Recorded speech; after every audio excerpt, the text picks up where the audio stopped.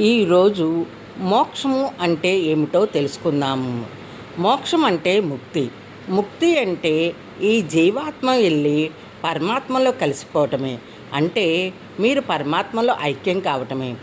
మోక్షము అంటే ఇంకా జన్మ అనేది ఉండదు.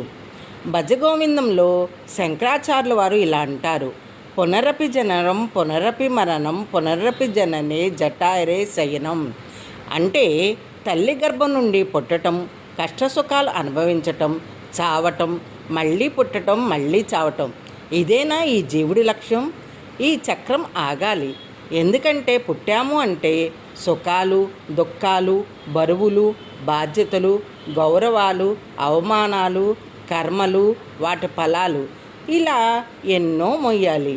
ఏ బాధరాబందీ ఏమీ లేకుండా మనం ఎక్కడి నుండి వచ్చామో అక్కడికి వెళ్ళిపోతే హాయిగా ఆనందంగా ఉండొచ్చు. దానినే మోక్షము అన్నారు మన పెద్దలు. ఉదాహరణకి మీరు ఎక్కడెక్కడికి తిరిగినా మీ ఇంటికి చేరితే కానీ మీకు హాయిగా ఉండదు, అవునా? అది మీ అందరికీ అనుభవమే కదా.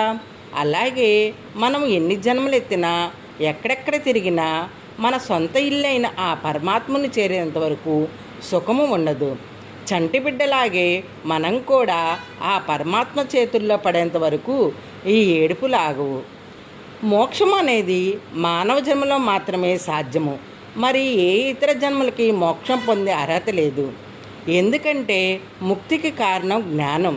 ఆ జ్ఞానం అర్థం చేసుకున్నంత బుద్ధి ఇతర జీవుల్లో లేదు. మానవ జన్మని వృధా చేసుకుంటే మళ్ళీ ఎప్పటికొస్తుందో చెప్పలేం. కనుక వచ్చిన ఈ అవకాశాన్ని సద్వినియోగం చేసుకుందాం. ఏదో ఒక నాటికి ముక్తిని పొందుతాం. కానీ అది ఒక జన్మలోనా లేక కోటి జన్మల తర్వాత అనేది మన చేతుల్లోనే ఉంది. మీకు ఎలా కావాలో మీరే నిర్ణయం తీసుకోండి. ముక్తి కావాలంటే సంసారాన్ని వదలాలని, అడవులకి హిమాలయాలకు వెళ్ళాలని అపోహ ఉంది. అది నిజం కాదు. భగవంతుడు కరుణాసముద్రుడు. గృహస్థులకు కూడా ముక్తిని పొందే అవకాశాన్ని ఇచ్చాడు. దానికి కావాల్సిందల్లా మీకు ముక్తి కావాలనే తపన మాత్రమే. దానికి తగ్గ సాధన చెయ్యాలి. మరి మోక్షం ఎలా సిద్ధం వస్తుంది? ముక్తి కోసం మీరు దేన్ని వదులుకోక్కర్లేదు, ఎదిగితే సరిపోతుంది. ఇది ఏదో నాడు ఈ శరీరాన్ని విడిచి వెళ్ళిపోవలసిందే అని గుర్తుంచుకొని ప్రేమించండి. అప్పుడు మీకు దీని మీద మితిమీరిన ప్రేమ ఉండదు. ఈ శరీరానికి ఎంత ప్రాముఖ్యత ఇవ్వాలో అంతవరకే ఇస్తారు. ఇప్పుడు మీకు మీరు వేరు, మీ శరీరం వేనని బాగా అర్థమైంది కదా. కానీ అర్థం అయినంత మాత్రాన సరిపోదు. మీ నుండి మీ శరీరాన్ని వేరుగా చూడగలగాలి.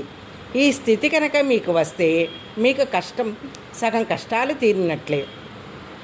మీరు ఆత్మ, ఈ శరీరం కాదని మీ మనసు ఒప్పుకోవాలి. మనసులో గట్టిగా స్థిరపడాలి. అలా జరిగేంత వరకు ఈ మాటను పదే పదే చదవండి. ఒక్కసారి స్థిరపడిందా మీరు ఆత్మసాక్షాత్కారాన్ని పొందినట్టే. అంటే నిన్ను నువ్వు తెలుసుకున్నావు, అసత్యమైన దాన్ని విడనాడావు అని అర్థం. కాబట్టి ఆత్మస్వరూపుల్లారా, ఈ శరీరాన్ని నీ నుండి వేరుగా చూడగలిగిన నాడు నీ సాధనలో నువ్వు విజయవంతంగా మొదటి మెట్టు ఎక్కుతావు. ఈ విషయం మీకు అర్థమైతే సరిపోదు. మీలో స్థిరపడేంత వరకు సాధన చెయ్యాలి.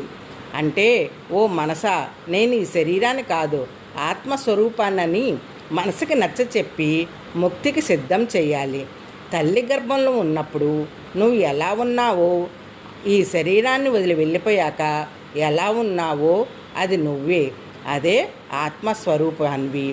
మరి సాధన అంటే ధ్యానము అంటే శ్వాస మీద ధ్యాస. మరి ఇంకెందుకు ఆలస్యం? ఈ క్షణం నుంచే మీ సాధన మొదలుపెట్టండి.